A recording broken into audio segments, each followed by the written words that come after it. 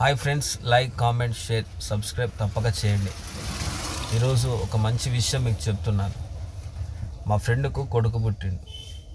అది 1 year దాటిపోయింది. First birthday చేయాలి కదా. మా ఫ్రెండ్ ఏం చేసిందంటే చాలామందిని అడిగిండు, అప్పు ఎవరు ఇవ్వలేదు. లాస్ట్కు 1 lakh రూపీస్ 10% తీసుకొని వచ్చిండు. బర్త్డే ఫంక్షన్ గ్రాండ్గా జరిగింది. చాలామంది వచ్చింది. చాలామంది బాగా చేసేవాడిని మెచ్చుకున్నారు. దాని తర్వాత వాళ్ళకి ఎంతో కానుకలు వేస్తారు కదా, వేసిలు అవి ఒక 10,000 రూపీస్ అయినాయి. ఎంత గ్రాండ్ అంటే చెప్పలేము, అంత గ్రాండ్గా జరిగింది. దాని తర్వాత ఇక 2-3 months 4 months దాటిపోయింది. అప్పించిన వాడు ఉంటాడు కదా, ₹1,00,000 10%కి. ఇక వాడు ఫోన్లు ఇవ్వడం మొదలుపెట్టిండు.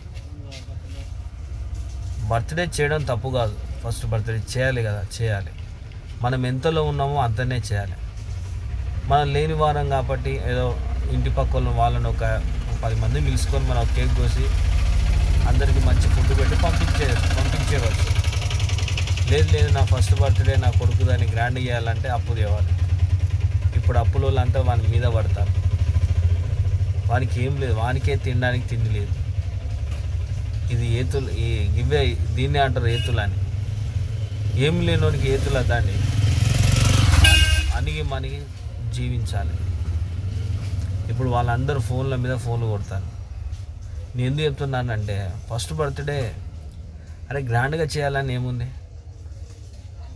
అంతేనా? ఎంత ఈత కొట్టాలో అంతే ఈత కొట్టాలి. ఎక్కువ ఈత కొడితే అందులో మునిగి చచ్చిపోతాం.